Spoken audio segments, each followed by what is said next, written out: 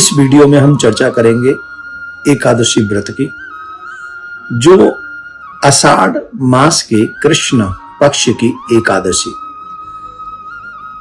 इसमें बहुत सुंदर महात्म की भी चर्चा, कहानी की भी चर्चा, जो कथा है उसकी चर्चा करेंगे। आप लोग मन लगाकर सुने। आप सभी प्रभु प्रेमियों को बताएं कि एकादशी व्रत बहुत महत्वपूर्ण है सभी वैष्णवों के लिए। जो एकादशी के दिन अन्न भक्षण करते हैं उन्हें उचित नहीं माना गया है हमारे शास्त्रों में। धर्मराज युधिष्ठिर ने जब भगवान श्री कृष्ण से पूछा, हे प्रभु, कृपा करके आप हमें बताएं कि आषाढ़ मास की कृष्ण पक्ष की एकादशी का नाम क्या है, इसके व्रत करने से क्या महात्म है, क्या फल मिलता है, कृपा करके बताइए। तो भगवान श्री कृष्ण कहते हैं, इस आषाढ़ मास की कृष्ण पक्ष की एकादशी को योगिनी एकादशी कहते हैं। इस व्रत से समस्त पापों का नाश होता है। जो कथा है वो मैं तुम्हें सुनाता हूं, ध्यान से सुनो। भगवान श्री कृष्ण ने कहा, अलकापुरी के राजा कुबेर, जो कि भगवान शिव के परम भक्त हैं, नित्य भगवान के पूजन में लगे रहते हैं। शिव ही उनके प्राण हैं, उनकी पूजा करते थे।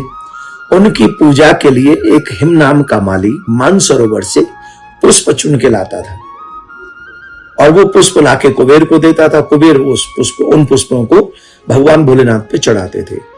उस हिम नाम के माली की एक पत्नी थी, बहुत सुंदर थी, और वो हिम नाम का माली जो है उस बहुत ही कामी था, अपनी पत्नी में आसक्त रहने वाला था। एक दिन भगवान शिव की पूजा में पुष्प विलंब से पहुंचने पर, क्योंकि वो अपनी पत्नी के साथ रमण करने लगा, उनसे हास्य विनोद करने लगा, इस चक्कर में वो पूजा के पुष्प तो ले आया था मानसरोवर से, लेकिन पहुंचाए नहीं थे।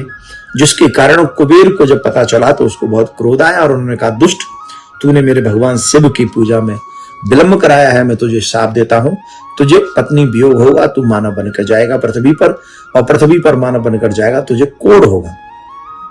खैर, वो बहुत दुखी हुआ, उसका जन्म हुआ, पत्नी वियोग हुआ, और फिर मानव जन्म लेकर वो कोढ़ी हुआ, बहुत दुख पाने लगा। तो एक दिन संत ने कृपा करके, करुणा करके, उनके ऊपर दया करके कहा कि अगर तुम अपना उद्धार चाहते हो तो आषाढ़ मास की कृष्ण पक्ष की योगिनी एकादशी व्रत करो, जिससे तुम्हारे समस्त पाप कट जाएंगे। जानते हो माय डियर, योगिनी एकादशी व्रत करने से जो फल है ना, तो कितना फल मिलता है?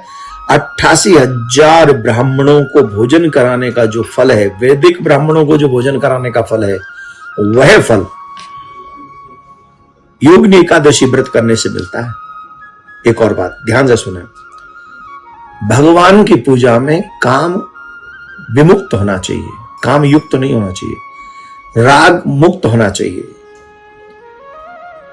भगवान का जो भी व्रत हम करते हैं, उन व्रतों में हमें काम, क्रोध, ईर्ष्या, लोभ, मोह इनसे दूर रहकर भगवान की याद करनी चाहिए। खैर, महाराज ने उनको कहा कि तुम योगिनी एकादशी व्रत करो, जिससे तुम्हारे पाप कट जाएंगे। तो उन्होंने संत की बात को मानकर योगिनी एकादशी का व्रत किया, और उस व्रत के करने से उसके समस्त पाप कट गए। और उसी एकादशी के व्रत का प्रभाव था कि उसे अपनी पत्नी पुनः प्राप्त हुई और उस कष्ट से वो मुक्त हो गए। तो इस एकादशी के व्रत का बहुत बड़ा महात्मा है, बहुत बड़ा महात्मा है। आप सभी एकादशी का व्रत करें। एकादशी का व्रत 22 तारीख को करेंगे।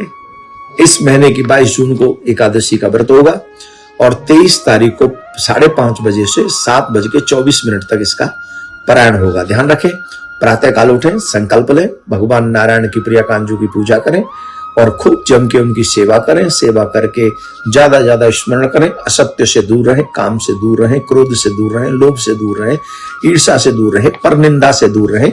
इन सब चीजों से दूर रहकर ज्यादा ज्यादा भगवान के नाम का स्मरण करें। जो मनुष्य ज्यादा ज्यादा भगवान के नाम का स्मरण करेगा, एकादशी का फल उसको अधिक मिलेगा। तो आप सबके लिए प्रिया कांजू कृपा करें, आप सबका आनंद हो, बच्चे सनातनी हो। ऐसी शुभकामनाओं के साथ राधे राधे।